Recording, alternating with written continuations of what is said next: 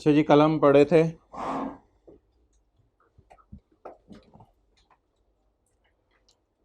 Past paper का एक सवाल कर रहे थे, एक पॉइंट उसमें रह गया था।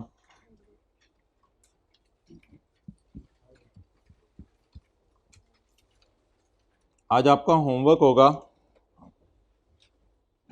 ये फर्स्ट और सेकंड रो में बैठ जाए ना, अभी ये जल्दी तरह कर लें, फर्स्ट और सेकंड रो में जगह वहाँ बैठ जाएं।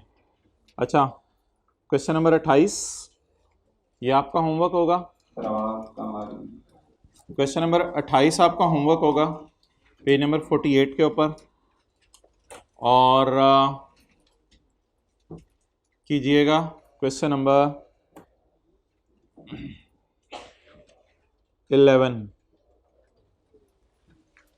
क्वेश्चन नंबर 11 और क्वेश्चन नंबर 28 इसको होमवर्क में कीजिएगा। ओके,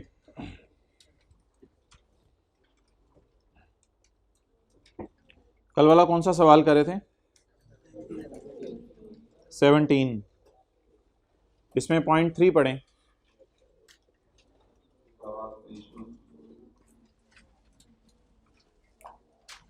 चलो भाई, अब हल हो जाएगा, ठीक है। अब अभी भी नहीं हल हुआ, ठीक है, अब तो हल हो जाएगा। अब तो और कोई इसका तो मुंह में डाल। Point 3, Ali associates is a partnership firm. Ali associates एक पार्टनरशिप फर्म है जी भाई। इंडिविजुअल है या एओपी है? एओपी है। ये देखें, खलील इंडिविजुअल था, रमीज इंडिविजुअल था, स्मिथ इंडिविजुअल था। अली एसोसिएट्स इज अ, अच्छा, पार्टनरशिप फर्म में नंबर ऑफ डेज काउंट किए जाएंगे या ये देखा जाएगा कि मैनेजमेंट एंड कंट्रोल कहाँ है? अगर मैनेजमेंट एंड कंट्रोल जो है वो थोड़े दिनों के लिए भी पाकिस्तान के अंदर हो गया तो ऐसी सूरत के अंदर क्या कहा जाएगा? Resident. Partly management and control Pakistan में हो गया तो इसको क्या कहा जाएगा? बोलें, resident. Ali Associates is a partnership firm and provides consultancy services in Pakistan as well as United Kingdom. The management and control of the affairs is situated partly in UK and partly in Pakistan. Management and control थोड़ा सा UK में है और थोड़ा सा, भाई हमारी बलास है UK में है, पाकिस्तान में है, हमें सिर्फ ये देखना है पार्टली इन पाकिस्तान है। तो जब पार्टली इन पाकिस्तान है तो पार्टली इन पाकिस्तान इस बात के लिए एनफ है कि इसको क्या बना दे? Resident AOP. तो क्या लिख के आएंगे? An AOP shall be considered as a resident AOP if the control and management of the affairs of AOP is situated partly in Pakistan at any time in the year. ये law की provision हो जाएगी। Full stop. Full stop के बाद लिखेंगे as in this case the management and control is partly in Pakistan, therefore Ali Associates partnership firm will be considered as a resident AOP. Clear? वापस आ जाएं जी जिथे जहां पे थे हम।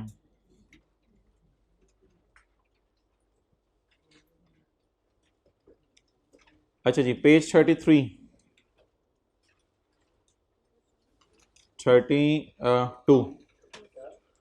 32 पे AOP जी मोहतरम। एओपी में सी पॉइंट मैंने समझाया ही नहीं तो मेरी समझ ही नहीं आनी थी। पेज 32 सीओडी जी हमारा रहता है, उसको पढ़ लेते हैं। एओपी के अंदर सी पॉइंट है कि एनी आर्टिफिशियल जुरिडिशियल पर्सन, कोई भी artificial juridical person that will be considered as, बोलें, एओपी। अब ये जो आर्टिफिशियल जुरिडिशियल पर्सन है, मिसाल के तौर पे कुछ फ्रेंड्स हैं, उन्होंने वेलफेयर वर्क शुरू कर दिया, अमीरों से पैसे लेके गरीबों में बांटते हैं। तो आर्टिफिशियल होता है मसनूई, जुरिडिशियल होता है कानून की नजर में। कानून की नजर में ये मसनूई पर्सन है। वैसे तो ये इंडिविजुअल्स हैं लेकिन ये फ्रेंड्स मिलके वेलफेयर का काम कर रहे हैं और इन्होंने हुकूमत के किसी इदारे के तहत अपने आप को रजिस्टर नहीं करवाया, तो इसलिए इनको कहा जाएगा मसनूई कानून की नजर में बंदे। तो जुरिडिशियल होती है कानून, कानून की नज़र में इनको मसनूई पर्सन कहा जाएगा। बस इससे ज़्यादा कोई इसकी मिसाल हमारे सिलेबस में नहीं है, तो इनको भी पार्टनरशिप फर्म कहा जाएगा। हाँ, ये और बात है, ये नॉन प्रॉफिट टाइप काम कर रहे हैं तो इन्होंने टैक्स जमा नहीं करवाना होगा हुकूमत को, लेकिन वैसे इनको क्या कहा जाएगा? बोलें, एओपी, आर्टिफिशियल जुरिडिशियल पर्सन। इससे ज़्यादा बात हमारे सिलेबस में नहीं है। इन्होंने टैक्स देना नहीं देना ये एक अलग बहस है जो सीए फाइनल में होती है। Okay, point D,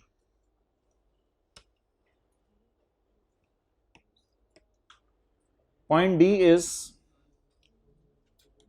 any body of persons, चंद लोग आपस में मिले, may be partners, formed under a foreign law. चंद लोग आपस में मिले और बाहर के मुल्क में अपने आप को जाके इन्होंने फॉर्मेशन करवा ली, यानी बाहर के मुल्क में अपने आप को रजिस्टर करवा लिया।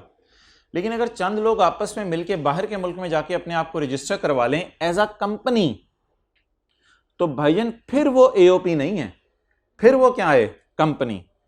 तो बाहर के मुल्क में ए बी सी मिले और इन्होंने अपने आप को बाहर के कंपनी लॉ में रजिस्टर नहीं करवाया, तो ये एओपी हैं। आवाजें बाहर आ रही हैं। और अगर बाहर के मुल्क में जाके बंदे मिले और मिल के इन्होंने अपने आप को बाहर के कंपनी लॉ के तहत रजिस्टर करवाया, तो ये क्या समझी जाएगी, कंपनी समझी जाएगी। तो इसलिए ये पॉइंट बड़ा इंपॉर्टेंट है, इसको देख लें और इसको समझ भी लें। चंद लोग मिले अंडर अ फॉरेन लॉ, लेकिन फॉरेन लॉ वो नहीं जो कंपनीज की इनकॉर्पोरेशन करता है, क्योंकि अगर ऐसा फॉरेन लॉ है जो कंपनीज की इनकॉर्पोरेशन करता है, तो फिर तो हमने कल पढ़ लिया था पॉइंट डी के अंदर कि a body incorporated under a law of a country relating to incorporation of companies, तो किसकी डेफिनेशन में फॉल करेगा, कंपनी की डेफिनेशन में। तो वो चंद लोग जो बाहर के लॉ में जाके मिल जाएं और अपने आप को रजिस्टर करवा लें, उन चंद लोगों को एओपी कहा जाएगा। लेकिन अगर वो बाहर के मुल्क के ऐसे लॉ में रजिस्टर करवाएं जिस लॉ में कंपनीज रजिस्टर करवाती हैं, फिर उनको एओपी नहीं कहा जाएगा। However, a company is not included in AOP। तो ये कौन सा बाहर का लॉ है, अदर देन बाहर का company law, other than company law. क्योंकि अगर ये बाहर के कंपनी लॉ में रजिस्टर करवा लें तो फिर तो इनको क्या कहा जाएगा, कंपनी।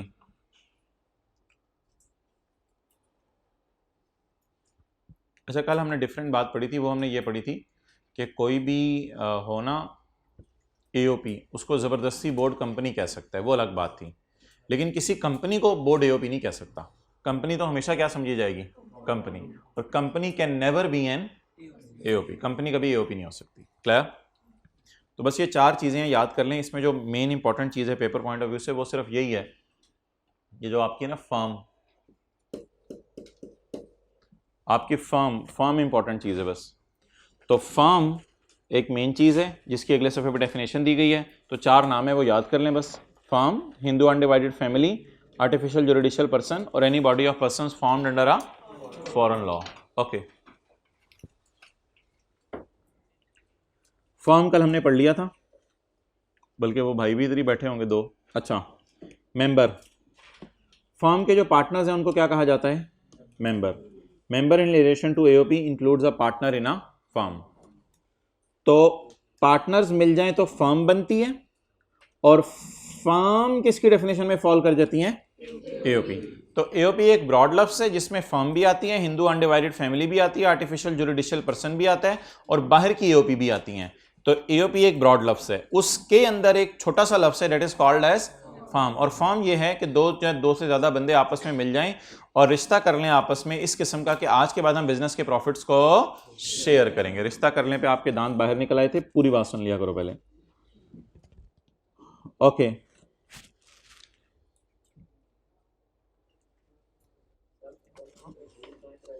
कंपनी का ट्रस्ट वाला मैं पढ़ाऊंगा इंशाल्लाह, मुझे पता है, छोड़ें।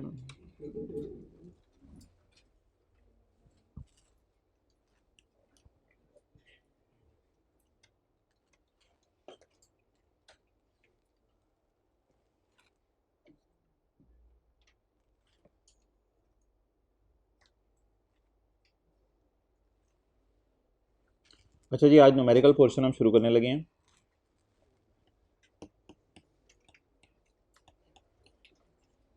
एक साहब है मिस्टर रशीद, वो ये कहते हैं कि मैंने जो है वो इनकम कमाई है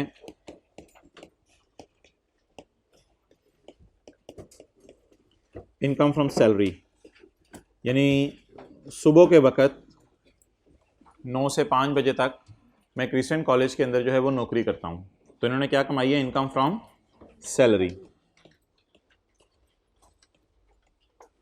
कहते हैं शाम को मैंने अपने घर के अंदर टक शॉप खोली हुई है। तो ये कौन सी इनकम कमा रहे हैं? Income from business. ये कमा रहे हैं इनकम फ्रॉम बिजनेस। अच्छा, इसके अलावा इन साहब ने कोई घर किराए पे दिया हुआ है, इसे कहते हैं इनकम फ्रॉम प्रॉपर्टी। इसके अलावा अभी नोट करने की ज़रूरत नहीं है, इन्होंने किसी कंपनी के शेयर खरीद के बेचे हैं, इसे कहते हैं इनकम फ्रॉम कैपिटल गेन। और इसके अलावा अगर इन चार के अलावा कोई भी इनकम कमा ले तो इसको कहते हैं income from other source. Other income नहीं कहते, वो तो अकाउंटिंग वाले कोई लफ्ज़ है, इसे कहते हैं इनकम फ्रॉम अदर सोर्स। तो बंदा नौकरी करके पैसे कमा रहा है, that is called as income from salary. और जो बंदा कारोबार करके पैसे कमा रहा है, that is called as income from business. और जो बंदा घर किराए पे दे रहा है, that is called as income from property. और जो बंदा शेयर खरीद के बेच रहा है, that is called as income from capital gain. और इन चार के अलावा अगर और कोई इनकम कमा रहा है, that is called as income from other source. लेकिन एक बात मेरे भाई याद रखिएगा कि इनकी जो एग्जांपल्स मैंने आपको दी हैं वो नोट करने की ज़रूरत नहीं है। वो इसलिए नोट करने की ज़रूरत नहीं है इनकी एग्जांपल्स, क्योंकि इनकम फ्रॉम सैलरी के चैप्टर के ऊपर हमारे 15 दिन लगेंगे, बिजनेस पे 20 दिन लगेंगे, प्रॉपर्टी के चैप्टर पे हमारे 4 दिन लगेंगे, कैपिटल गेन पे 4 दिन लगेंगे, अदर सोर्स पे 3 दिन लगेंगे। तो इसलिए ये इन पे हमने बड़ी डिटेल से डिस्कशंस करनी है हर एक के ऊपर, तो इसलिए इनकी मिसालें कोई आपको नोट करने की ज़रूरत नहीं है। तो इनकम फ्रॉम अदर सोर्स में वो इनकम गिरती है जो किसी भी हेड और में ना गिरे। तो मिसाल के तौर पे एक बंदा कहता है कि जी मेरी शादी है और शादी के बाद मेरा वलीमा है और वलीमे पे मुझे सलामी मिली, तो वो जो सलामी मिली इसको, तो क्या इसका कारोबार है वलीमे करा के सलामियाँ लेना? क्या इसने नौकरी शुरू कर दी है किसी की? नहीं। तो वलीमे के ऊपर जो पैसे मिले और इसके बोझो या जेब में गए, तो that will be his income from other source. तो अब हम एज्यूम कर लेते हैं कोई फिगर्स। अब्दुल्ला चलो आप एज्यूम करा लो फिगर्स, कोई फिगर्स बताओ यार। सैलरी इनकम बताओ इसकी कोई तकरीबन कितनी हो गई? 5 लाख। बिजनेस इनकम 4 लाख कर लेते हैं, वो कह रहे हैं 4 लाख कर लेते हैं। इनकम प्रॉपर्टी कितनी कर लें? 3 लाख कर लें, चलो 3 लाख कर लेते हैं। इनकम फ्रॉम कैपिटल गेन चलो 0 कर लेते हैं। अदर सोर्स इनकम बता दो कितनी होगी जी? मैं दूसरी क्लास वाली देख लूँ कितनी लिखी थी। अच्छा जी, फिगर ज़रा सेम रहे ताकि कोई रेफरेंस देना हो आइंदा। इनकम फ्रॉम अदर सोर्स इसकी कर लेते हैं 3.5 लाख या 3.5 लाख, 3.5 लाख। ये इसकी हो गई टोटल इनकम। साथ वाले के बैक से कैलकुलेटर निकालें और टोटल इनकम निकालें।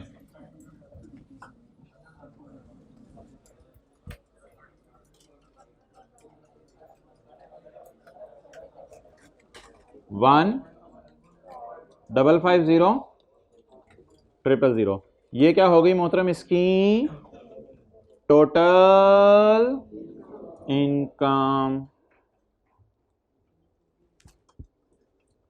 डन। तो salary, business, capital gain, other source, ये 5 हेड्स ऑफ इनकम है। ये 5 क्या हैं? एक बंदा पाकिस्तान में नौकरी कर सकता है या कारोबार कर सकता है या घर किराए पे दे सकता है या शेयर खरीद के बेच सकता है, या इन चारों के अलावा अगर और कोई काम करे, that will be called as income from other source. इसमें से अब्दुल्ला भाई इसको माइनस करने की जरूरत होगी ज़कात। ज़कात फर्ज करें इसने 40,000 दी।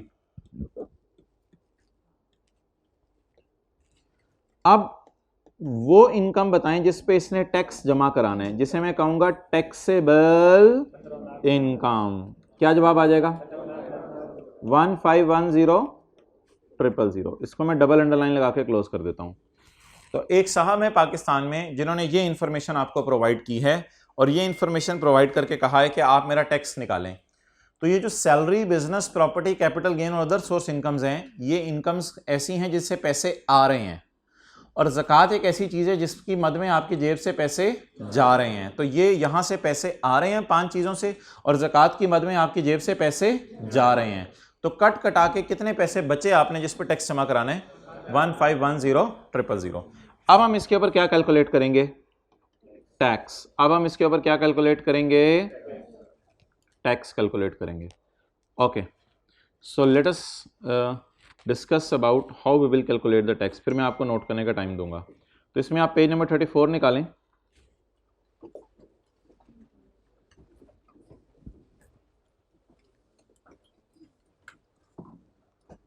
पेज नंबर 34 पे एक टेबल दिया हुआ है भाईजान। अगर एक साहब की टैक्सेबल इनकम 4 लाख तक है तो इतने कितने परसेंट टैक्स जमा कराने? 0%। अगर एक साहब की इनकम 4 लाख से ज्यादा है लेकिन उनकी इनकम 6 लाख से कम है तो इन्होंने कितने परसेंट टैक्स जमा कराने हैं? 5% ऑफ अमाउंट। 4 लाख से जितना ज्यादा कमा रहे हैं उसका 5% जमा करवाने। और अगर एक साहब आके कहते हैं मोहतरम मेरी इनकम 6 लाख से ज्यादा है लेकिन मेरी इनकम 12 लाख से कम है, तो भाईजान इन्होंने कितने परसेंट टैक्स जमा कराने? इन्होंने 10,000 रुपए तो जमा कराने ही कराने हैं, जमा 10% ऑफ अमाउंट एक्सीडिंग 6 लाख। जितनी इनकी इनकम 6 लाख से बढ़ रही है उसके ऊपर भी ये टैक्स जमा करवाएंगे। और वो कितने परसेंट पे जमा करवाएंगे? 10% पे। और चलते चलाते मेरे ख्याल से हमारे वाला बंदा भी आ गया जिसने 12 लाख से 24 लाख के दरमियान कमाया था। और अगर आपको उर्दू समझ नहीं आती तो जिसने इनकम कमाई थी 1.2 से 2.4 के दरमियान, तो देख लें क्या इसकी इनकम 1.2 मिलियन से 2.4 मिलियन के दरमियान आ रही है। तो अगर एक बंदा 12 लाख से ज्यादा कमाए और 24 लाख से कम कमाए तो वो किस सीरियल नंबर में गिरेगा? सीरियल 1 में, 2 में, 3 में, 4 में? सीरियल नंबर 4 में गिरेगा। ओके, तो मोहतरम ये सीरियल इसके ऊपर लगेगा, सॉरी ये सीरियल नंबर इसके ऊपर लगेगा जिसमें वो 12 लाख से कितना कमा रहे? 24 लाख के दरमियान। ओके, अब आप मुझे बता दें अगर कैलकुलेटर आपके हाथों में आ गए हैं इसका मैं टैक्स कैसे निकालूंगा? 70,000 तो इसने देना ही देना है, 70,000 तो इसने देना ही देना है, जमा 15% of amount exceeding 12 lakh. 15% of amount exceeding 12 lakh. अब ये 12 lakh 15% of amount exceeding 12 lakh का क्या मतलब है? मुझे बताएं ये कमा कितना रहा है? 15 लाख 10,000।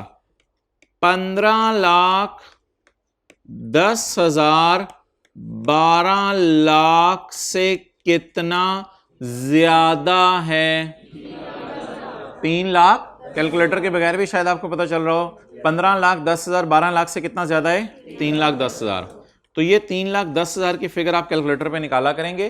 15 लाख 10,000 इसने साल में कमाया है और हमारा टेबल कह रहा है कि ये 12 लाख से कितना ज्यादा कमा रहा है। तो 12 लाख से कितना ज्यादा कमा रहा है? 3 लाख 10,000। तो 15% ऑफ 3 लाख 10,000 जी। अब ग्रैंड टोटल बताएं जिसमें 70,000 भी आ रहा हो और जब आप 15% ऑफ 3 लाख कितना? 116500। तो पता ये चला कि अगर आप बड़े हो के साल में 15 लाख कमाएंगे तो 1,16,000 हुकूमत को दे देंगे तो हाथ खड़ा कर दें। बड़े हो के 15 लाख कमाएंगे तो 1 लाख हुकूमत को दे देंगे तो हाथ खड़ा कर दें। बड़े हो के 15 लाख कमाएंगे 1 लाख हुकूमत को नहीं देंगे तो हाथ खड़ा कर दें। अच्छा चलें नोट कर लें आप जी। ये दोबारा समझ लें, इसी की रिवीजन करनी है आज। इसने कमाया कितना? 15 लाख 10,000। आप बता दें 1510 किस सीरियल में गिर रहा है? इसने 4 लाख से 6 लाख के दरमियान कमाया। यस और नो बोलें।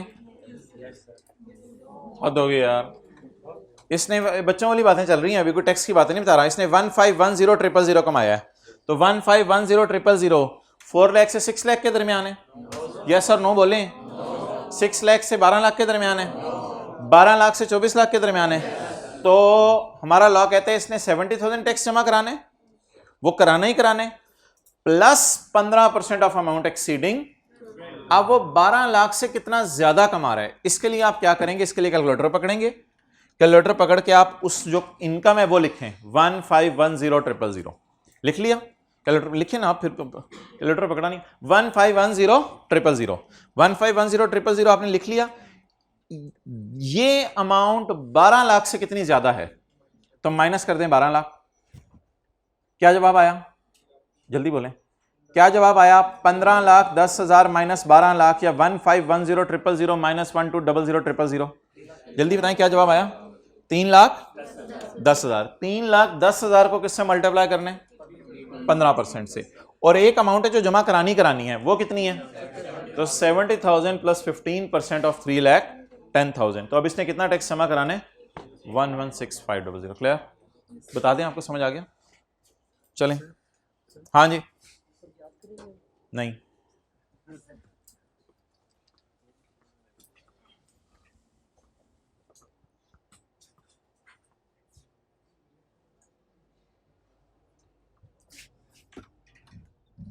क्यों?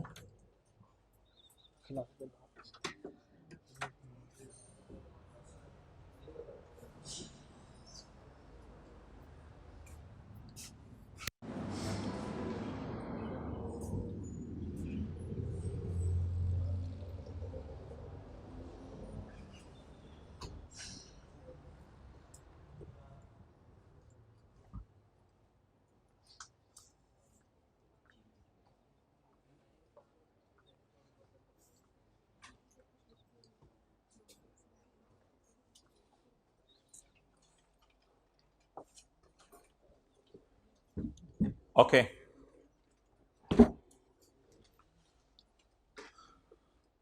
चलें जी,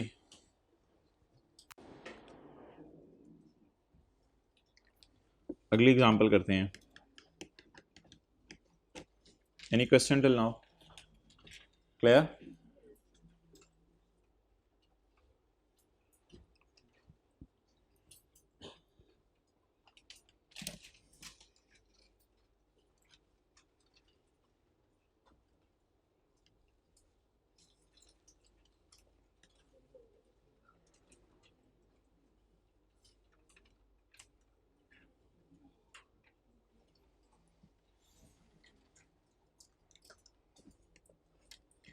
एग्जाम्पल 2, एक साहब कहते हैं जी मैंने इनकम फ्रॉम सैलरी कितनी कमाई है? 7 लाख, और इनकम फ्रॉम बिजनेस 3300,000 का लेटर पकड़े हाथों में, इन दोनों का टोटल करें। टोटल इनकम कितनी हो गई? 4 मिलियन। अच्छा, ज़कात माइनस करनी है प्लस करनी है? माइनस करनी है, ये फॉर्मेट है न्यूमेरिकल का, ज़कात माइनस करनी है। फ़र्ज़ करें ज़कात इन्होंने नहीं दी, तो अब बताएं जी इनकी टैक्सेबल इनकम कितनी आ गई? 4 मिलियन। अब ज़रा इस पे टैक्स निकालें।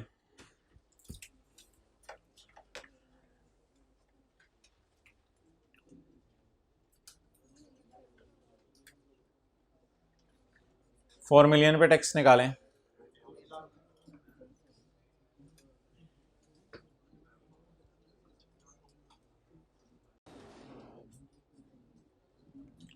किताब का पेज नंबर 32, 34 जी। कितने लोगों ने टैक्स कैलकुलेट कर लिया? हाथ खड़ा कर दें। ओके, सीरियल नंबर 6 कितने लोगों ने लगाया? हाथ खड़ा करें। सीरियल नंबर 6, इधर देखें, सीरियल नंबर 6। और सीरियल नंबर 7 कितने लोगों ने लगाया? ये दो फिरके क्यों हो गए हैं? पहले सारे चीज एक तय कर लें, फिर आगे चलते हैं। या तो 6 लगना है या 7 लगना है।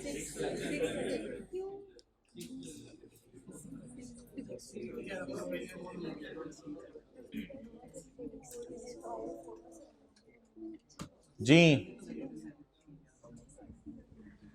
सीरियल 6 लगने 7।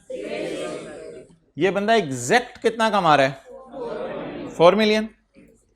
अब ये कहता है सीरियल 7 वेयर इनकम एक्सीड 4। अब हम जाती मारेंगे, व्हाइट बोर्ड पे देखिएगा देखिएगा देखिएगा देखिएगा, जाती मारी 4 से एक्सीड कर रही है, तो 7 कब लगना है? जब 4 से बढ़े, तो जाती मारें 4 से बढ़ रही है, मसा मसा 4 मिलियन हुई है हमारी, हार्डली 4 मिलियन तक पहुंचा ये बंदा, दिन रात एक करके 12-12 घंटे ये ड्यूटी करता था, तो इसने 4 मिलियन कमाया। तो जब 4 मिलियन कमाया तो ये 4 मिलियन से ज्यादा है या एग्जैक्ट 4 मिलियन है? तो सीरियल नंबर 7 जो हजरात लगा रहे थे वो तोबा करें, फिर सीरियल 6 की तरफ हम मूव करते हैं। Where the taxable income exceed 3 million, जिस बंदे की इनकम 3 मिलियन से बढ़ जाए लेकिन 4 से ना बढ़े, तो इसकी 4 से तो नहीं बढ़ी ना, इसकी तो 4 है। आप बता दें कौन सा सीरियल लगेगा। तो अब हमने एक ऐसा सवाल भी ट्राई कर लिया जो बिल्कुल बॉर्डर के ऊपर था, बिल्कुल बॉर्डर के ऊपर था, हमें समझ नहीं आता सीरियल कौन सा लगे, तो इसलिए आप सीरियल कौन सा लगेगा जी 6। अब टैक्स निकाल दें सारे, कितना इसने टैक्स जमा कराना ही कराना है 3,70,000। व्हाइट बोर्ड की तरफ देखें ना, कितना इसने जमा करवाना ही करवाना है, plus 25% of amount exceeding 3 million से जो ये ज्यादा कमा रहा है उसका 25%। अच्छा पहले बताएं ये कमा कितना रहा है, ये वाला पकड़नी है फिगर। 4 मिलियन कमा रहे हैं, अब कैलकुलेटर पे लिखें 4 मिलियन माइनस 3 मिलियन। सर बड़ी फिगर निकलवाई आपने। अब 4 million minus 3 million is equal to का बटन दबाएं, क्या आ गया, तो 4 मिलियन 3 मिलियन से कितना ज्यादा है 1 मिलियन, तो 1 मिलियन पे कितना लगाना है 25%। और एक फिगर और आप ऐड करेंगे, डेट इज 3,70,000। चलें जी 3,70,000 प्लस, इधर व्हाइट बोर्ड की तरफ देखें, प्लस कितने परसेंट, 25% ऑफ अमाउंट एक्सीडिंग 3। तो इस अमाउंट पे उंगली रखें, ये अमाउंट 3 से कितनी बढ़ रही है 1 मिलियन, तो 1 मिलियन पकड़ें और 1 मिलियन पकड़ के इसको 76 लगाएं, नहीं इस पे कितने परसेंट लगाएं 25%। जवाब बता दें क्या आया, कितने लोगों ने अगले वाला सीरियल लगाया था, जवाब फिर भी यही आ गया था। तो अगले वाला सीरियल नहीं लगाना, ये वाला सीरियल लगाना है। क्लियर,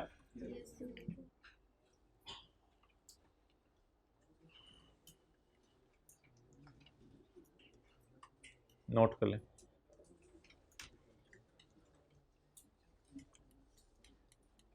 जी आपको हो गया क्लियर। अच्छा आगे चलें जी, that is example, it was example 2। अच्छा अब अगर आप देखें,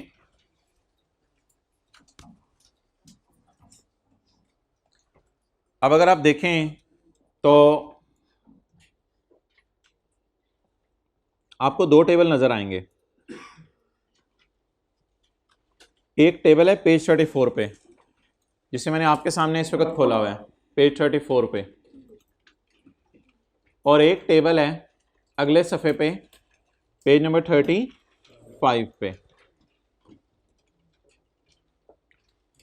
एक टेबल है पेज 34 पे और एक टेबल है पेज 35 पे।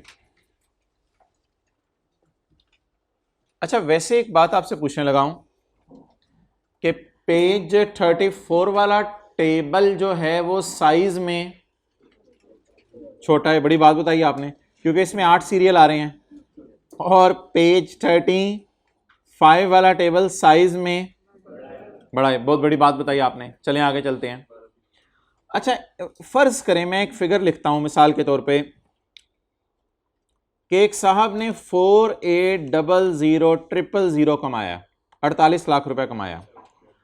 तो मुझे बताएं ये पेज नंबर 34 में किस सीरियल नंबर में गिरेगा, 7 में गिरेगा।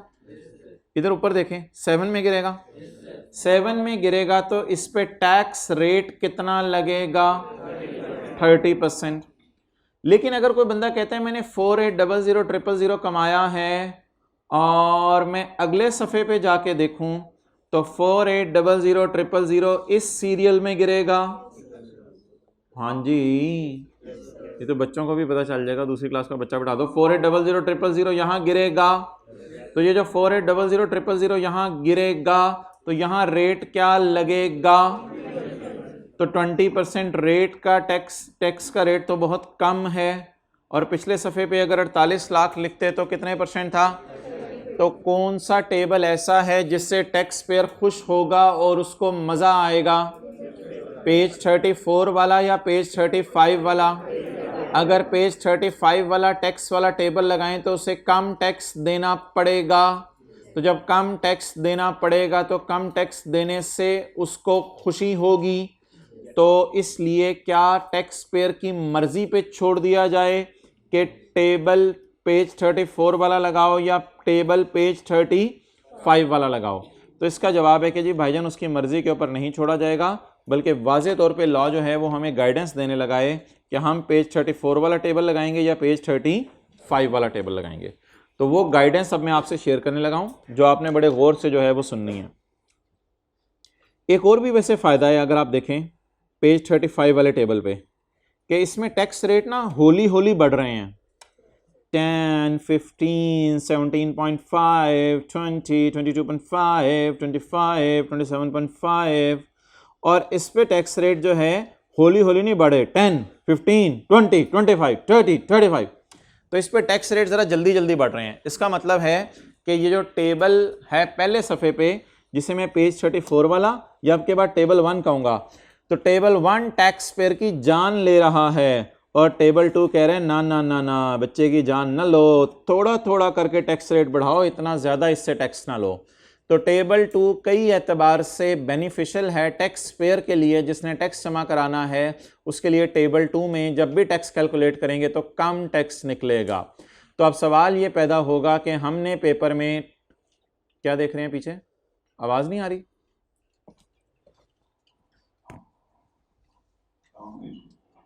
चलो अब हल हो जाएगा।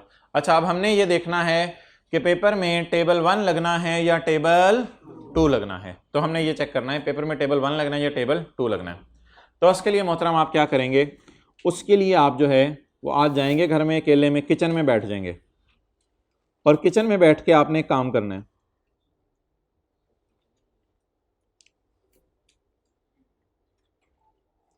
ये काम आपने एग्जामिनर को शो नहीं करना पेपर में, ये काम आपने सिर्फ कैलकुलेटर पे करना है। अब कैलकुलेटर निकालने अगर आप हजरात के पास मौजूद हैं कि कब टेबल 1 लगेगा, कब टेबल 2 लगेगा, या कब पेज 34 वाला टेबल लगेगा, कब पेज 35 वाला टेबल लगेगा। आपने घूरना है टैक्सेबल इनकम को। आपने किसको घूरना है? टैक्सेबल इनकम को। टैक्सेबल इनकम को आपने घूरना है और घूर के कैलकुलेटर पे लिख लेना है। लिखें,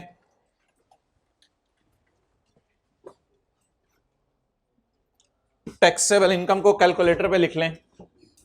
लिख लिया। अब आप अगला काम ये करें कि इसके ऊपर लगाएं, एक परसेंटेज में अपनी तरफ से देने लगाऊं 75%। इसके ऊपर लगाएं 75%। ये वही वाली मक्खी है हसन वाली। 75%। बोलें क्या जवाब आ गया? डबल 3250। ये एक फिगर आ गई, ये आपने कैलकुलेटर पे चेक करना है, ठीक है। ये एक फिगर आ गई। जब ये फिगर आ जाएगी तो इस फिगर को आपने पकड़ना है और इस फिगर को पकड़ के आपने जो है वो कंपेयर करना है सिर्फ सैलरी से। किससे कंपेयर करना है? यानी वो नौकरी से कितना कमा रहा है। और अब आपने इस फिगर को सैलरी से कंपेयर करके देखना है कि इस फिगर की बनिस्बत सैलरी कम है या इस फिगर की बनिस्बत सैलरी ज्यादा है। अगर आप 11 लाख को 5 लाख से कंपेयर करें तो 5 लाख कम आ रहा है या 5 लाख ज्यादा आ रहा है। अब इस पे लॉजिक कोई नहीं होती, लॉ मेकर ने बस रूल बनाए हुए, रूल हम सीख रहे हैं। और ये टेबल जो दोनों है ना, ये आपको पेपर में दिए होंगे, ये ना अकेले में बैठ के आप इनको याद कर रहे हो। तो ये दोनों पेपर, ये टेबल जो है पेपर में दिए होंगे। अच्छा, अब मुझे आप बता दें कि ये चलें 2 सफ़े तो निकल के बाकी आप किताब में याद करने हैं आपने। तो अब आप बता दें कि ये जो 11 लाख जितना भी है, इसको अगर मैं सैलरी से कंपेयर करूं तो सैलरी के साथ क्या लिखूं? सैलरी इससे कम है या ज्यादा है? अगर सैलरी इससे कम आया करेगी तो आपने हमेशा टेबल 1 लगाना है। आपने हमेशा टेबल, तो ये लॉ का रूल है। सैलरी से कंपेयर करना है, बिजनेस से कंपेयर करना है, कैपिटल गेन से कंपेयर करना है, अदर सोर्स से कंपेयर करना है, प्रॉपर्टी से कंपेयर करना है या सैलरी से कंपेयर करना है? किसको किससे कंपेयर करना है? टैक्सेबल इनकम का कितने % लेना है और इसे कंपेयर किससे करना है? अगर सैलरी क्या आ गई? कम, तो जो कम आ गई तो इसका मतलब है आपने कौन सा टेबल लगाना है? टेबल 1। और अगर ज्यादा आ गई तो ये रेड वाला अभी नोट तो कर लेना, क्योंकि एग्जामिनर तो नहीं बैठा हुआ इधर, लेकिन पेपर में ये आपने जो है वो नोट नहीं करना, पेपर में कैलकुलेटर पे चेक करना है।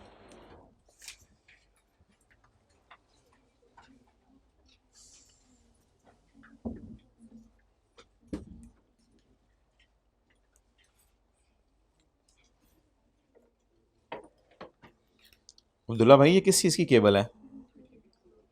नहीं तो ये किस पर्पस के लिए है? नहीं तो इसको फिर आप इधर टेप से जुड़वा दें। ये किस चीज की केबल है? चार्जर की है।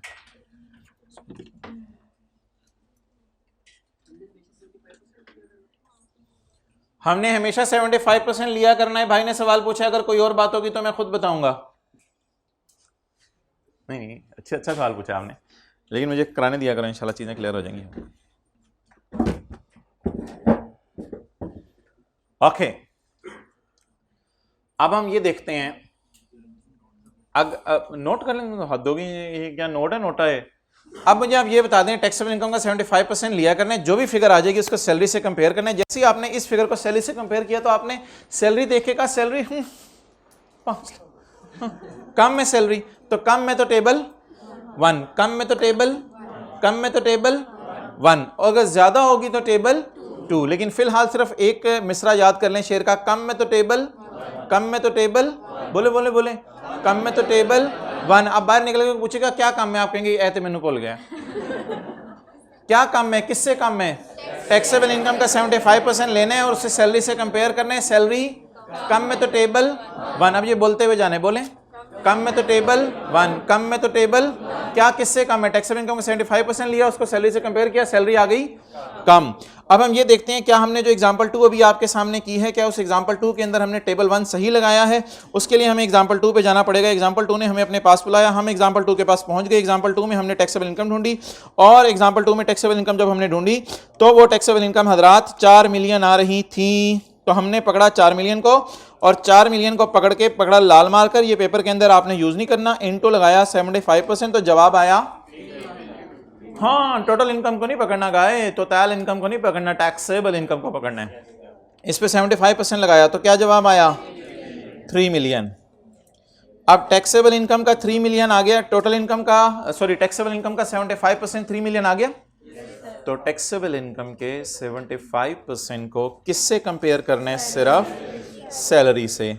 अगर सैलरी कम में तो टेबल, अगर सैलरी कम में तो टेबल 1।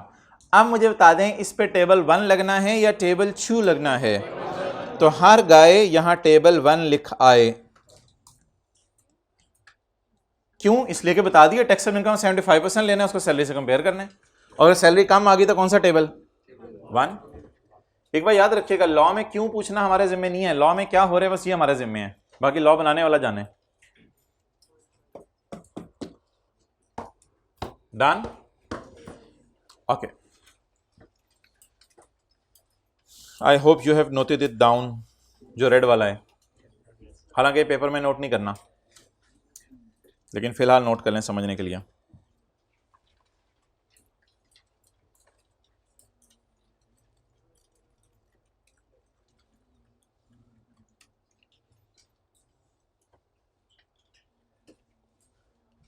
चलें जी, एग्जाम्पल 3 नोट कर लें। एग्जाम्पल 3 जान ले लें प्रैक्टिस कर करके। सैलरी कितनी है जी इन साहब की? 9 lakh. Business income 1 lakh. Other source 50,000। Total 1050,000। ज़कात इसने कितनी पे की है? 10,000। जवाब क्या आ गया? 1040,000।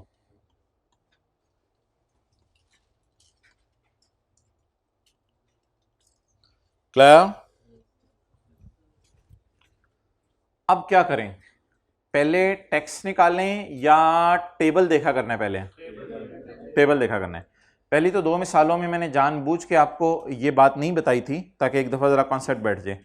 अब जैसे ही टैक्सेबल इनकम आया करनी है हम पॉज लेंगे और पॉज लेके देखेंगे इस पर टेबल 1 लगना है या टेबल 2 लगना है। रेड मार्कर में रेड बॉल पॉइंट पकड़ रहा हूं और रेड पकड़ के इस पे कितने % लगा रहा हूं? 75%। पकड़े जी कैलकुलेटर। टैक्सेबल इनकम का 75%, 7 लाख।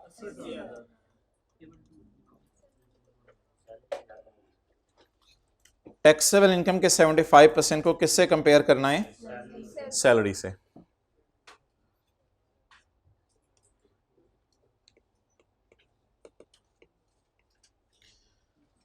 अगर आप टैक्सेबल इनकम का 75% ले लें और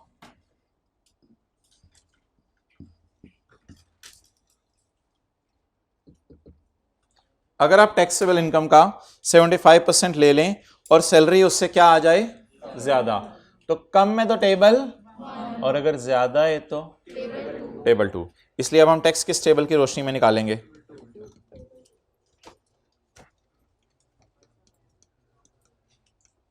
चलें जी निकालें टैक्स।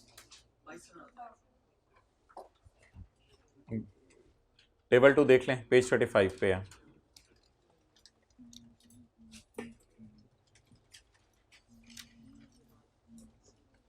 ये देखें जी, पेज 35 पे आए और पेज 35 पे आके टेबल 2।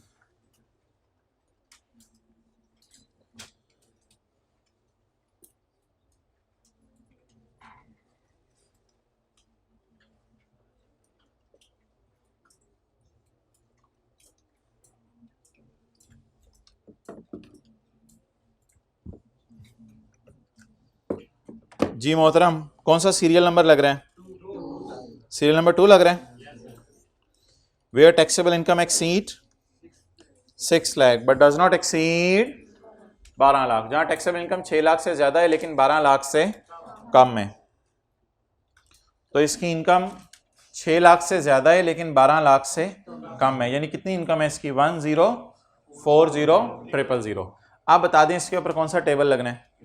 टेबल 2 लगना है जी। टेबल 2 अगर लगना है, इसका कौन सा सीरियल है? 2।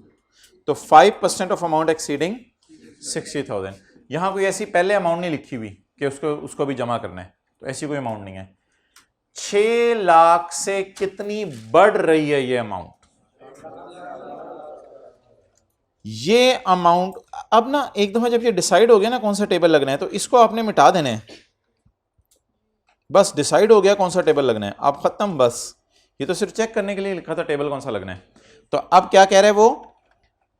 5% ऑफ अमाउंट एक्सीडिंग 6 लाख। तो कैलकुलेटर पे लिखें 10400000 minus 6 lakh is equal to 4। इसका कितने %? 5%।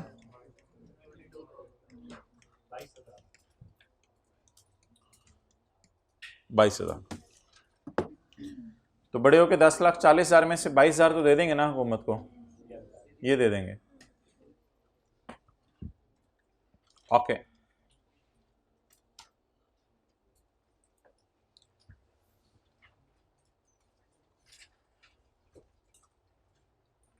Next example 4।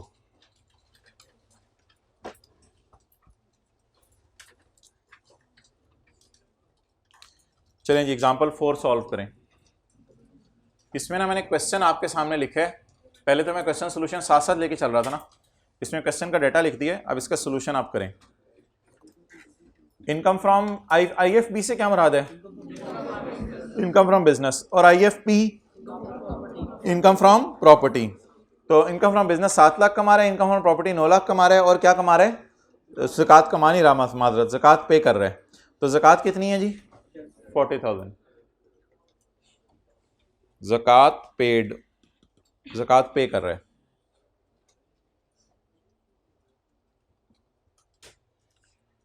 निकालें जल्दी जल्दी जल्दी। अगर कोई कसम कुसम खाई हुई है कि नहीं लिखना आज, वो भी निकाल लें जरा।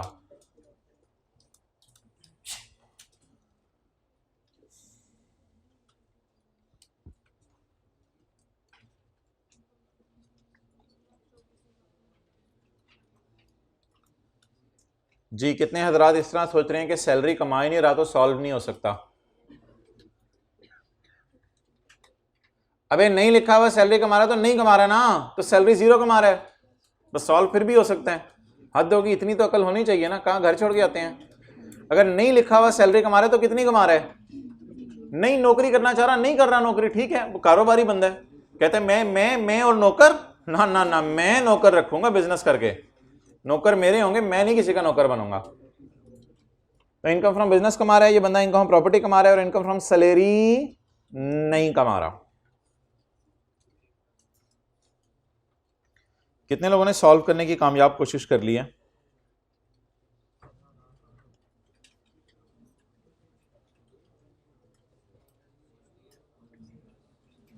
चलें जी, solution.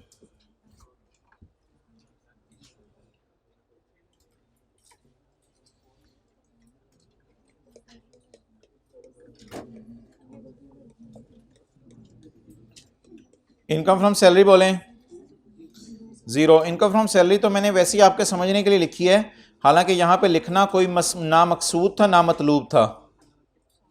Income from business 9 lakh,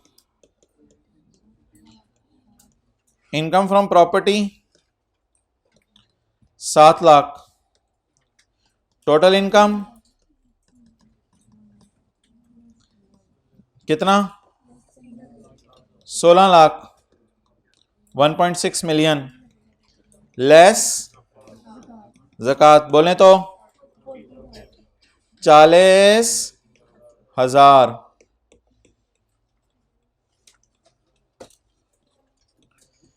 जी भाईजान,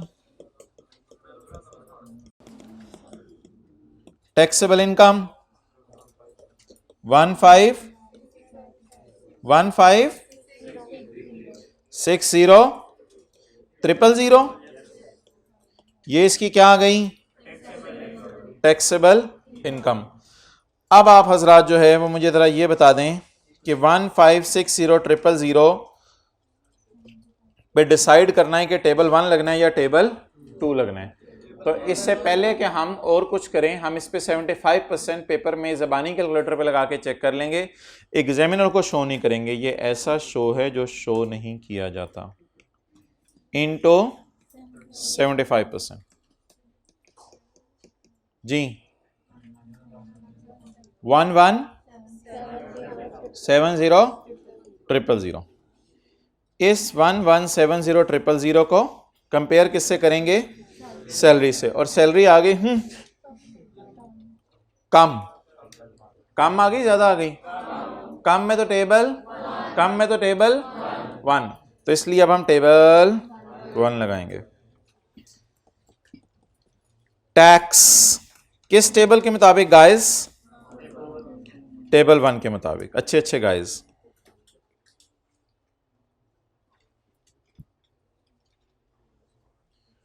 ओके। ये जो रेड में लिखा हुआ है सारा, यह मैं मिटा देता हूं, ये सिर्फ इसलिए था कि मुझे पता चल सके कौन सा टेबल लगना है।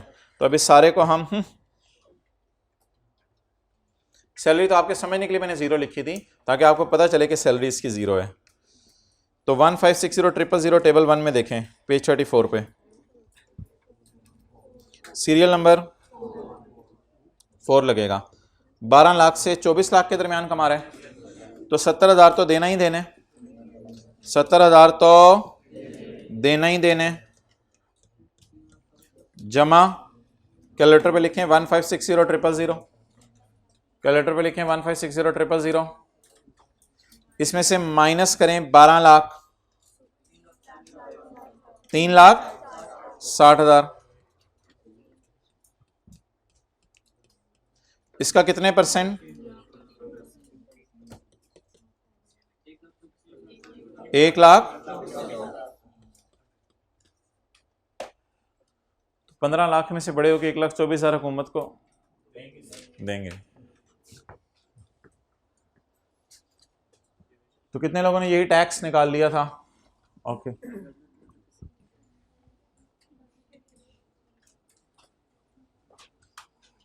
अब अगर इसकी और मिसालें की तो आपके दिमाग में मसाला चढ़ जाएगा, इसलिए अब इसको रहने दें बस।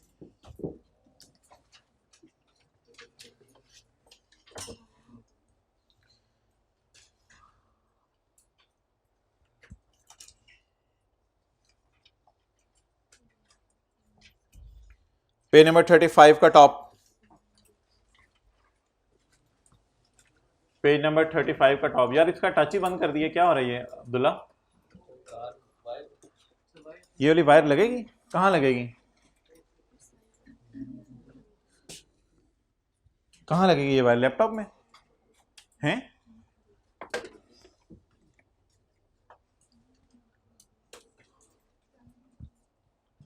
ठीक, अच्छा। Where the income of an, ये टेबल 2 है पेज 35 वाला, या टेबल 1 है? Where the income of an individual chargeable under the head salary, chargeable under the head, देखिए मैं पढ़ा रहा होता हूँ, इधर देख नहीं रहते। Chargeable under the head salary, यानी chargeable under the head salary का क्या मुराद है? बोले बोले, chargeable under the head salary से क्या मुराद है? Taxable under the head salary. तो where the income of an individual under the head salary is greater than, is greater than, यानी क्या greater than? Salary is greater than what? 75% of. तो जहां salary 75% of taxable income से ज्यादा हो, the rates of tax to be applied shall be as set out in the following table. तो जहां बोले जहां सैलरी एक्सीड 75% ऑफ, तो कम में तो टेबल 1 ना, तो ज्यादा है तो टेबल 2। और इस टेबल को कहते हैं सैलरीड बंदे का टेबल। सैलरीड बंदे का टेबल मतलब ये नहीं है कि ये सैलरी ही कमा रहा है। सैलरीड बंदे का टेबल ये है कि ये अच्छी खासी सैलरी कमा रहा है। सैलरीड का मतलब क्या है? ये सैलरी कमा रहा है या अच्छी खासी सैलरी कमा रहा है? अच्छी खासी की क्या क्राइटेरिया है कि टैक्सेबल इनकम का अगर आप कितने % लें और सैलरी उससे भी ज्यादा आ जाए, तो ये बंदा तो सिर्फ नौकरी से मेन इनकम कमा रहा है अपनी।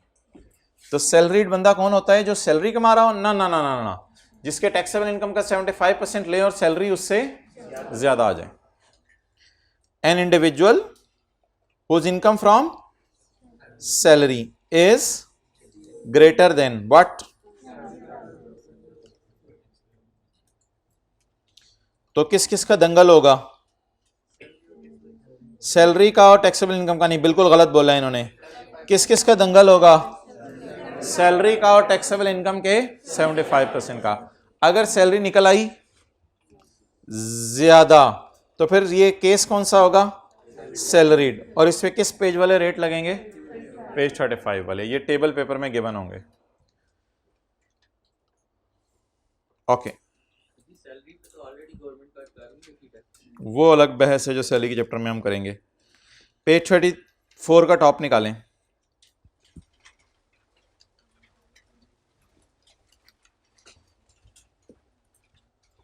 अगर पेज 35 सैलरीड वालों के लिए है, तो ये सफा एक्सेप्ट सैलरी वालों के लिए होगा ना? बोले सैलरीड वे अलावा वालों के लिए होगा ना? तो इसकी जरा अंग्रेजी पढ़िएगा। सब्जेक्ट टू क्लॉज 2, ये देख लें ऊपर, सब्जेक्ट टू क्लॉज 2। कहते हैं क्लॉज 2 देख के आओ पहले। सब्जेक्ट टू क्लॉज 2, क्लॉज 2 ना अगले सफे पे ये जो 2 लिखा हुआ है ना, ये कह रहा है, कहते ये पहले पढ़ के आओ। हमने कहा पढ़ लिया है। कहते नहीं फिर भी पढ़ लो। हमने कहा चलो पढ़ लेते हैं। जब सैलरी टैक्सेबल इनकम से 75% से ज्यादा हो, कहते पहले पढ़ के आओ अगले सफे वाला point 2, the rates of tax on every individual shall be set out in the following table। कहते हैं पहले 2 पढ़ के आओ। पहले क्या पढ़ के आओ? 2। जब आप 2 पढ़ के आ जाओ, पहले 2 पढ़ के आओ, the rates of tax on income of every individual shall be as set out in the following table. क्या मतलब है इस बात का? पहले 2 पढ़ाओ, बाकियों के लिए ये टेबल है। खत्म करें ना बात को, समझ आ गई बात? पहले टू पढ़ के आ जाओ। इसका मतलब है अगर वो कुछ कह रहा हो तो उसकी बात मान लो। इस बात का क्या मतलब है? सब्जेक्ट टू क्लॉज टू, पहले टेबल टू में मैंने कुछ लिखा है वो पढ़ आओ, उनके लिए वो रूल है, तो फिर बाकी जो बचे कुछ लोग हैं उनके लिए ये टेबल है। वैसे यहां अगर डिफरेंट तरीके से लिखता तो ऐसे लिखता, where salary income is less than, where salary income is less than 75% of taxable income. लेकिन यहां इसने ऐसे लिखा नहीं, यहां इसने डिफरेंट तरीके से लिखा। अगले सफे पे क्या लिख दिया कि सैलरी अगर ज्यादा है तो फिर ऐसी सूरत में कौन सा टेबल लगेगा? टू। लेकिन अगर ज्यादा नहीं है तो सब्जेक्ट टू क्लॉज टू, पहले टू पढ़ के आओ, हमने कहा वो हमने पढ़ लिया। तो rates of tax on income of every individual shall be as set out in the following table. और ये इंडिविजुअल्स कौन से होंगे? ये इंडिविजुअल्स कौन से होंगे? सैलरी वाले या एक्सेप्ट सैलरीड? Accept salaried. यार इसके साथ ना एओपीज के लिए भी ये रेट है, लेकिन एओपीज की टैक्सेशन अभी हमने पढ़ी नहीं। अभी हम सिर्फ किसके न्यूमेरिकल्स कर रहे हैं? इंडिविजुअल के न्यूमेरिकल कर रहे हैं। अभी हमने एओपीज की टैक्सेशन पढ़ी नहीं, इसलिए इस अगली बात को जो है वो अभी इग्नोर कर दें जो इसने लिखी हुई है।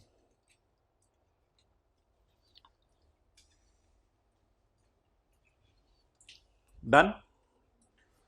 तो एक सिनेरियो ये हो सकता है। अब कंक्लूजन क्या बन गया?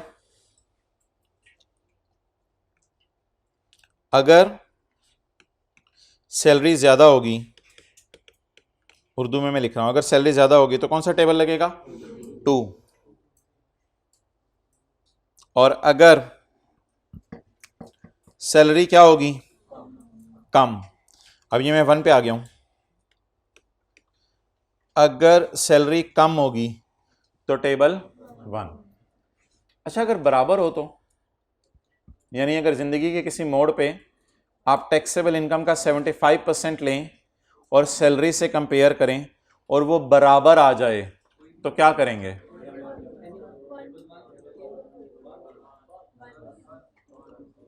टू में देखें क्या लिखा हुआ है, where salary is greater than 75। तो अगर बराबर आए या कम आए तो? यहां इक्वल टू और एक्सीड लिखा हुआ है या खाली एक्सीड लिखा हुआ है? तो अगर सैलरी बढ़ जाए 75% ऑफ टैक्सेबल इनकम के तो टेबल वन। किसने बोला है? अगर सैलरी बढ़ जाए टैक्सेबल इनकम के 75% से तो टेबल टू। और अगर कम हो या बराबर आए तो? तो अब आप ऐसा कर लें, ये बात लिख लें यहां पे किताब पे, अगर सैलरी ज्यादा है, सैलरी ज्यादा है तो कौन सा टेबल? Table to.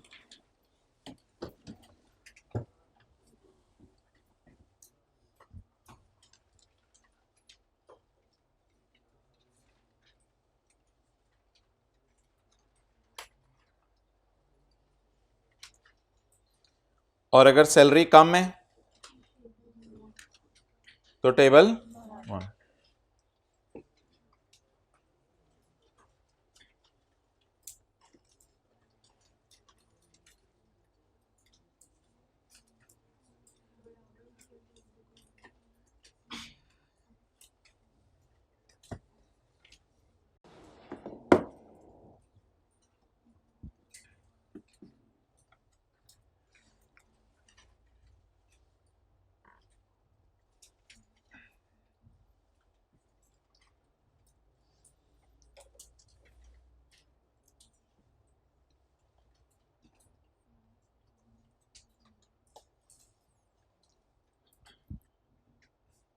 अब इस सारी बात को आप पढ़ लें पेज 33 पे।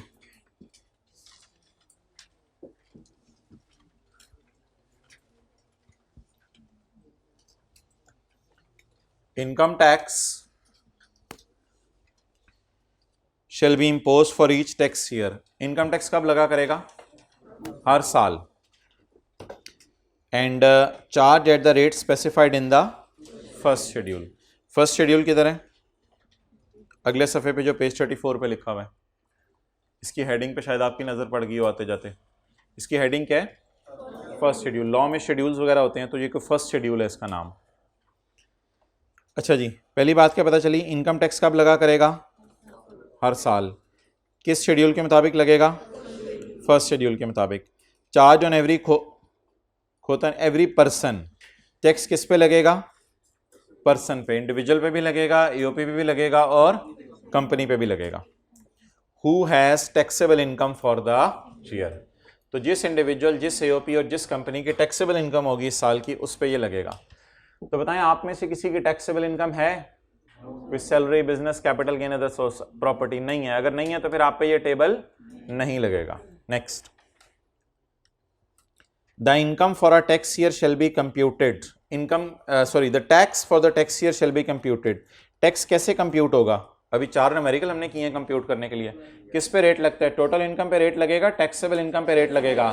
भाई साथ वालों से बातें कर रहे हैं, ये वालों वाले भाई साथ वालों से बातें ना करें। तो टैक्स, ब्लू शर्ट वालों से ये बात कर रहे हैं, टैक्सेबल इनकम पे रेट लगेगा द हाइब्रिड क्लास में, by applying the rate of tax to the tax payers taxable income for the year. तो टैक्सेबल इनकम पे रेट लगेगा और फिर आपका टैक्स निकल आया करेगा।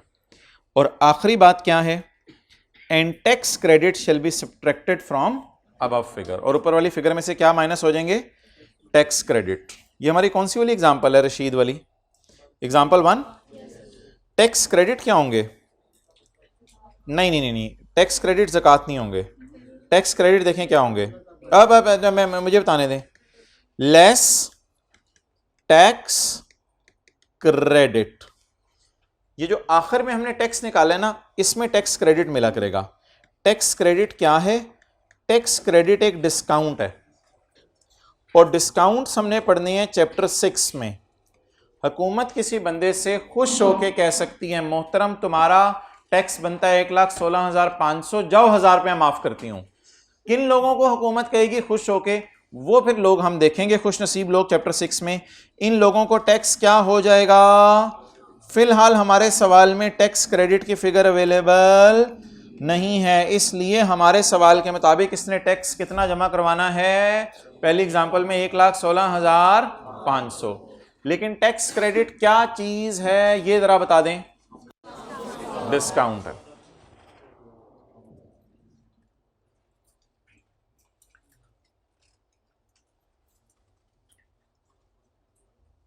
देखें, अब ये फाइनल फॉर्मेट देख लें। अच्छा ये ना ये जो सारे हैं इनको कहते हैं हेड्स ऑफ इनकम। क्या कहते हैं? Salary, business, property, capital gain, other source, इन सबको क्या कहते हैं? Heads of income. Heads of income को पेज 33 पे हूं मैं। हेड्स ऑफ इनकम को जमा कर दें तो इसे क्या कहते हैं? Total income. टोटल इनकम में से ज़कात माइनस कर दें तो इसे क्या कहते हैं? Taxable income. अब एक धमाका करने लगा हूं मैं भाईजान। ज़कात का असली नाम है डिडक्टेबल अलाउंस। ज़कात का मुश्किल सा नाम क्या है? अब ये 4 लफ्ज़ आपने जो है वो अपनी डिक्शनरी में बिठा लेने हैं, और ये 4 लफ्ज़ जो है वो आपने बार बार बोलने हैं।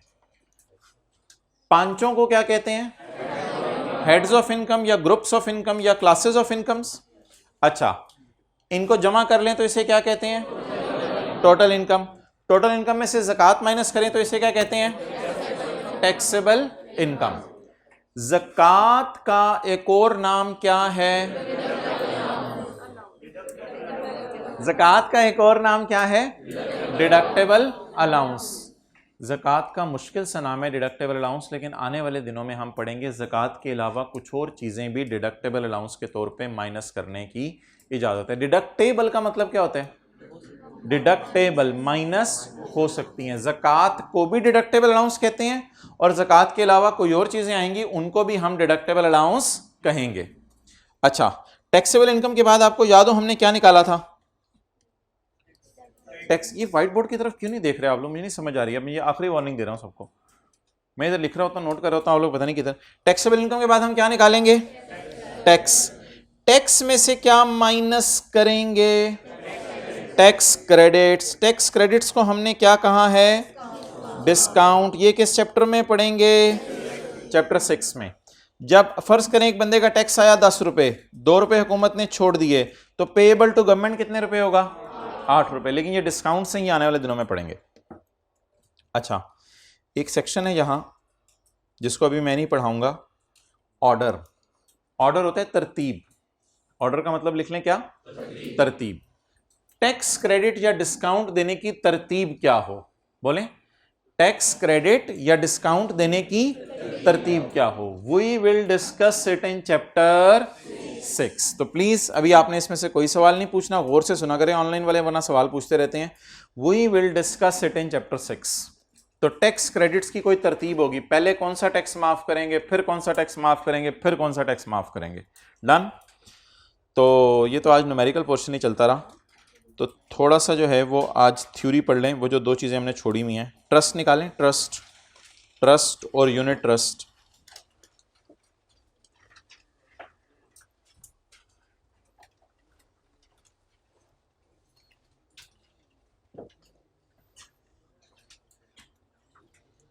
अच्छा जी, इधर देखें,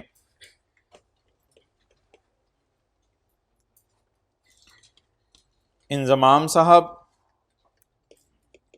सकलैन मुश्ताक साहब और मोहम्मद यूसुफ साहब, इन लोगों के पास पैसे थे, मिसाल के तौर पे 50 रुपये, 30 रुपये, 10 रुपये।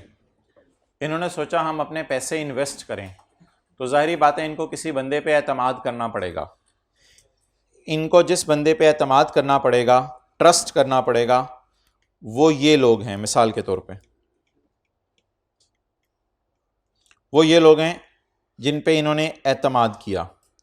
ये एक्सपर्ट्स हैं, ये इनके पैसों को संभालेंगे। तो काले अपने पैसे लाल को देंगे, नहीं इसको बल्कि ऐसा कर लेते हैं, इसको नीला कर लेते हैं।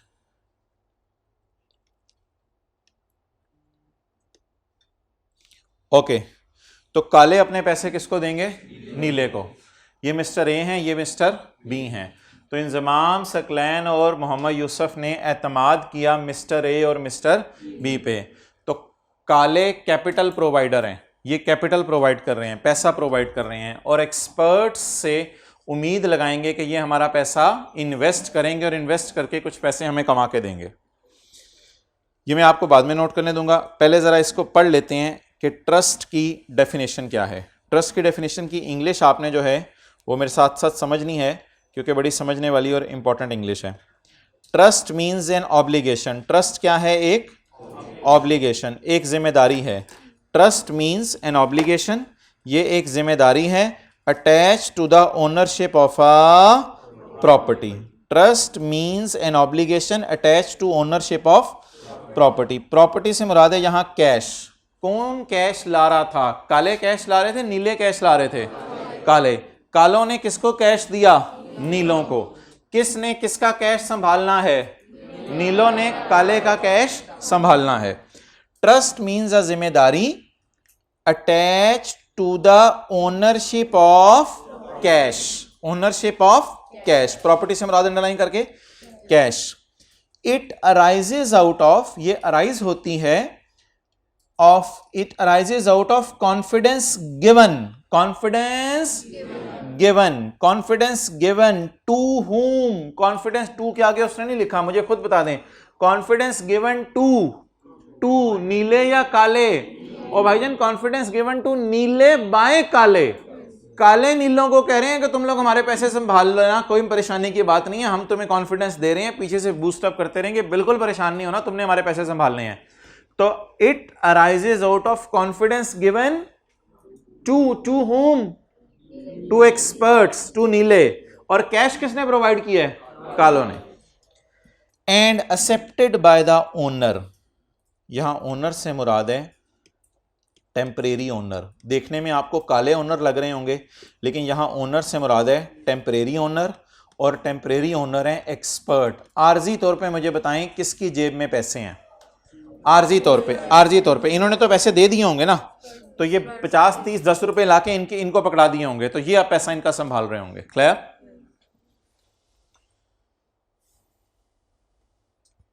अब इस इंग्लिश को जरा दोबारा समझ लें, ये इंग्लिश जरा याद करनी है। अभी तक जो हमने 4-5 सफ़े पढ़े हैं ना, सिर्फ ये 1-1.5 लाइन ऐसी है जो थोड़ी इंग्लिश के याद करने में मुश्किल होगी, बाकी लाइनें बड़ी आसान है जो अभी तक हमने पढ़ी हैं।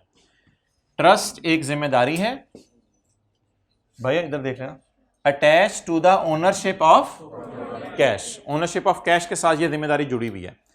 ये अराइज होती है जिम्मेदारी कॉन्फिडेंस देने से।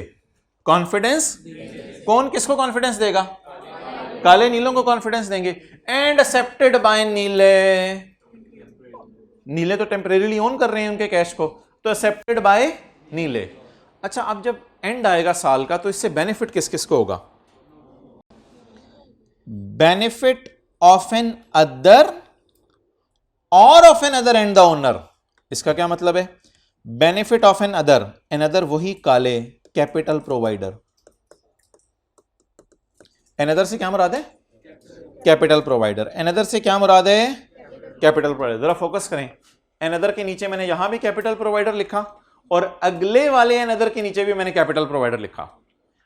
कैपिटल प्रोवाइडर को खाली बेनिफिट होगा। कभी कभी ऐसा होता है कैपिटल प्रोवाइडर ही पैसे ले जाते हैं, एक्सपर्ट्स को कहते हैं तुम लोग जरा काम संभालो, तुम्हें 2-3 महीने बाद हम पैसे देने शुरू करेंगे अगर तुम्हारे काम पे हमें यकीन आ गया। तो एक्सपर्ट्स भी कहते हैं चलो यार पार्टी अच्छी है, इनका काम मुफ्त में कर देते हैं, 1-2 महीने, अगले महीनों से इनसे पैसे लेना शुरू कर देंगे। कई दफा खाली कैपिटल प्रोवाइडर को फायदा होता है, लेकिन आम हालात में खाली कैपिटल प्रोवाइडर को फायदा नहीं होता। असूली तौर पे कैपिटल प्रोवाइडर को भी फायदा होता है और आरजी ऑनर को भी फायदा होता है। तो 2 बातें इसने लिखी। पहले बता दें, पहले क्या कह रहे हैं, किसको फायदा होगा? कैपिटल प्रोवाइडर को। लेकिन बाद में जाके कहते हैं नहीं नहीं नहीं नहीं, अक्सर ऐसा नहीं होता। अक्सर कैपिटल प्रोवाइडर को भी फायदा होता है और ओनर को भी फायदा होता है। तो अगर ये एक्सपर्ट्स इनको 1-2 महीने मुफ्त काम करके दे दें तो फिर सारा पैसा पे जो भी कमाएंगे वो तो इनका होगा, फिर इनको फायदा होगा। इनको हमने एनदर नाम रखा है, एनदर से मुराद कैपिटल प्रोवाइडर। और असूली तौर पे ऐसा नहीं होगा, असूली तौर पे ये भी अपने काम का कुछ मांगेंगे। तो ऐसी सूरत में क्या क्या लफ्ज़ लिख के आएंगे? एनदर को भी फायदा होगा और साथ साथ ऑनर को भी फायदा होगा। बस इंग्लिश 1-2 दफा पढ़ लें फिर क्लोज करते हैं बात। ट्रस्ट मीन्स ये एक जिम्मेदारी है attach to the ownership of, ये कैश की ओनरशिप के साथ जुड़ी हुई है। Attach to the ownership of cash, छुट्टी ना किया करें, कल भी क्लास ऑन होगी। Trust means an obligation attach to the ownership of cash. It arise out of, बोलें, it arise out of confidence given to. अच्छा, टू के आगे उसने कुछ लिखा नहीं, तो मुझे बता दें कॉन्फिडेंस किसने दिया है? कॉन्फिडेंस गिवन टू बाय नहीं मैं पूछ रहा, कॉन्फिडेंस गिवन टू एक्सपर्ट्स, एतमाद एक्सपर्ट्स को दिया गया है। किसकी तरफ से? कैपिटल प्रोवाइडर की तरफ से। 2 लफ्ज बोलें, एक एक्सपर्ट का लफ्ज बोलें और एक कैपिटल प्रोवाइडर का लफ्ज बोलें। तो arise out of confidence given to, किसको कॉन्फिडेंस दिया गया है? टू नीले, बाय, लेकिन बाय का लफ्ज तो इसने यहां लिखा नहीं। Confidence given to and accepted by the नीले, तो नीलों को कॉन्फिडेंस दिया, उन्होंने एक्सेप्ट भी कर लिया। इससे फायदा किसको होगा?